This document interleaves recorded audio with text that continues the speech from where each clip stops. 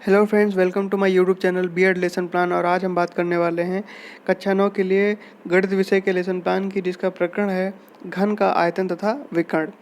तो शुरू करते हैं। लेसन प्लान के फॉर्मेट में सबसे ऊपर हम लिखेंगे पाठ्य योजना संख्या, उसके बाद संस्था का नाम और उसके बाद ब्लॉक्स बनाएंगे जिसमें दिनांक, कक्षा, विषय, चक्र और अवधि लिखते हैं। प्रकरण है आज का हमारा घन का आयतन तथा विकर्ण। सामान्य उद्देश्य यहाँ पूर्ववत लिखा हुआ है, तो चलिए देख लेते हैं क्या है सामान्य उद्देश्य। सामान्य उद्देश्य पहला है कि छात्रों का मानसिक एवं बौद्धिक विकास करना। दूसरा है छात्रों में गणित के प्रति रुचि का विकास करना, छात्रों को गणित के नियमों और तथ्यों से अवगत कराना, छात्रों में कठिन परिश्रम करने की आदत का विकास करना, और पांचवा और आखिरी है कि छात्रों को स्वावलंबी बनने की प्रेरणा देना। तो ये हमारे हो गए सामान्य उद्देश्य। अब बात करते हैं विशिष्ट उद्देश्यों की। तो विशिष्ट उद्देश्य पहला ज्ञानात्मक, यानी कि छात्र घन के आयतन का प्रत्यय स्मरण कर सकेंगे तथा उसके आयतन के बारे में ज्ञान प्राप्त कर सकेंगे। ये हो गया हमारा पहला ज्ञानात्मक। दूसरा है अवबोधात्मक, तो छात्र घन के आयतन को समझ सकेंगे। तीसरा है अनुप्रयोगात्मक, छात्र घन के आयतन के सूत्र का प्रयोग कर घनाभाकार टंकी में पानी की मात्रा निकाल सकेंगे। चौथा है कौशलात्मक, छात्र घन के आयतन संबंधी सवालों को हल करने में कौशल प्राप्त कर सकेंगे। फिर हम बात करते हैं सहायक सामग्री की। तो लपेट श्यामपट्ट पर उदाहरण, कक्षाकार तथा गृहकार के लिखित प्रश्न। शिक्षण विधि में उदाहरण विधि, स्पष्टीकरण विधि और प्रश्नोत्तर विधि का प्रयोग करेंगे। पूर्व ज्ञान क्या है कि छात्र त्रिविमीय आकृतियों की पहचान करना, जैसे कि घन, घनाभ, क्षेत्रफल, लंबाई, चौड़ाई, ऊंचाई के बारे में जानते हैं और आयतन से परिचित हैं। पहला प्रश्न है कि अब प्रस्तावना में पहला प्रश्न है कि प्रत्येक वस्तु जो कुछ न कुछ स्थान घेरती है उसे क्या कहते हैं। तो उत्तर में लिखेंगे कि आयतन कहते हैं। फिर दूसरा प्रश्न है प्रस्तावना की घन किस प्रकार की आकृति है। तो उत्तर में लिखेंगे कि घन जो है वो त्रिविमीय आकृति है। फिर प्रश्न लिखेंगे कि घनाकार टैंक में कितना पानी आ सकता है। तो उत्तर में लिखेंगे कि उसके आयतन के बराबर पानी आ सकता है। चौथा है कि आयतन की गणना कैसे करते हैं। तो उत्तर में लिखेंगे कि ये समस्यात्मक प्रश्न है और यहीं से हम अपना उद्देश्य कथन भी प्राप्त करेंगे। तो उद्देश्य कथन क्या हो जाएगा।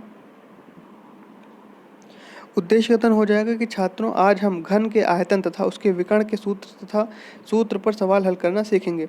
अब इसी प्रकार के 4 ब्लॉक्स बनाएंगे जिसमें प्रस्तुतिकरण से छात्राध्यापक क्रियाएं, छात्र क्रियाएं और श्यामपट्ट कार्य लिखेंगे। तो यहाँ शिक्षण बिंदु लिखेंगे सबसे किनारे और फिर प्रश्न लिखेंगे कि एक घनाकार डिब्बा दिखाते हुए। अब घनाकार डिब्बा किस प्रकार हो सकता है। तो घनाकार डिब्बा जैसे कि क्यूब होता है उसी प्रकार से किसी डिब्बे को दिखाएंगे। तो एक घनाकार डिब्बा दिखाकर प्रश्न पूछा जाएगा कि इसमें कितनी वायु आ सकती है। तो छात्र क्रियाओं में लिखेंगे कि डब्बे के आयतन के बराबर। तो फिर अगला प्रश्न लिखेंगे कि इस डब्बे के आयतन का सूत्र क्या होता है। तो यहाँ हो जाएगा मौन छात्र क्रियाओं में।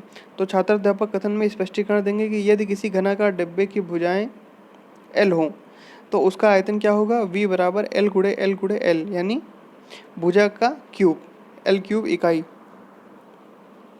अब प्रश्न में लिखेंगे कि एक घन की कोर 6 सेंटीमीटर है तो उसका आयतन बताइए, कैसे हल करेंगे।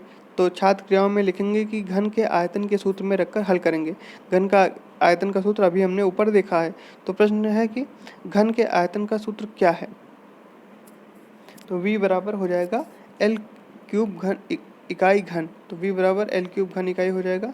तो प्रश्न है कि घन की कोर कितने सेंटीमीटर की है। तो 6 सेंटीमीटर की है। तो घन का आयतन बराबर क्या हो जाएगा, एल क्यूब। तो 6 गुड़े 6 गुड़े 6 बराबर V बराबर आ जाएगा 216 सेंटीमीटर क्यूब। अब प्रश्न लिखेंगे कि उस घन का आयतन बताइए जिसका संपूर्ण पृष्ठ 54 वर्ग मीटर है। इसको कैसे हल करेंगे। तो संपूर्ण पृष्ठ से घन की भुजा निकालेंगे फिर आयतन निकालेंगे। तो घन के संपूर्ण पृष्ठ का सूत्र क्या होता है। तो छात्र क्रिया में लिखेंगे 6L स्क्वायर। तो छात्राध्यापक कथन में क्या लिखेंगे कि A बराबर 6 गुड़े एल स्क्वायर है। तो जो A कितना है वो 54 है। तो 6L स्क्वायर बराबर 54 हो जाएगा। तो L स्क्वायर बराबर 9 और L बराबर हो जाएगा 3। छात्र क्रियाओं में लिखेंगे कि छात्र ध्यान से सुनेंगे, देखेंगे और समझेंगे। तो आयतन कितना हो जाएगा, अब L आ गया है 3, तो आयतन कितना होता है L क्यूब। तो 3 का क्यूब हो जाएगा 27 सेंटीमीटर क्यूब।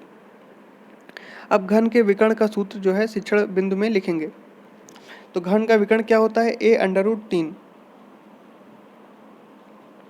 तो प्रश्न करेंगे कि एक घन का विकर्ण A√3 है तो उसका आयतन कैसे निकालेंगे। तो ए क्या है तो एक घन की भुजा है और विकर्ण का सूत्र क्या है तो ए गुणे √3, यानी कि किसी घन की एक भुजा से अगर √3 से गुणा कर देंगे तो घन का विकर्ण निकल आएगा। तो जब प्रश्न करेंगे कि एक घन का विकर्ण a√3 है तो उसका आयतन बताइए, तो छात्र क्रियाओं में लिखेंगे कि विकर्ण से भुजा निकालेंगे और आयतन वाले सूत्र में रख देंगे। तो छात्राध्यापक कथन में क्या लिखेंगे, घन का विकर्ण बराबर a√3, तो विकर्ण कितना है 10√3 बराबर a√3 हो जाएगा, तो a कितना आ जाएगा 10, तो a आ जाएगी उसकी भुजा, तो आयतन निकालेंगे तो 10⁻³ बराबर 1000 सेंटीमीटर क्यूब आ जाएगा। अब कक्षा कार्य में क्या लिखेंगे कि एक घन के विकर्ण की लंबाई 6√3 है तो उसका आयतन बताइए, तो उसी प्रकार से निकालेंगे घन के विकर्ण से घन की भुजा और उसके बाद उसका आयतन। निरीक्षण कार्य में क्या लिखेंगे कि छात्राध्यापक द्वारा कक्षा कार्य के प्रश्नों को हल करने का निर्देश देकर कक्षा में घूमकर निरीक्षण कार्य किया जाएगा। गृह कार्य में, तो गृह कार्य में भी एक प्रश्न दे देंगे या दो प्रश्न दे सकते हैं कि एक घन का आयतन 8 सेंटीमीटर क्यूब है, घन के विकर्ण की माप ज्ञात करें। तो यहाँ पर हमारा लेसन प्लान समाप्त होता है। आपको वीडियो कैसा लगा कमेंट करके ज़रूर बताइए।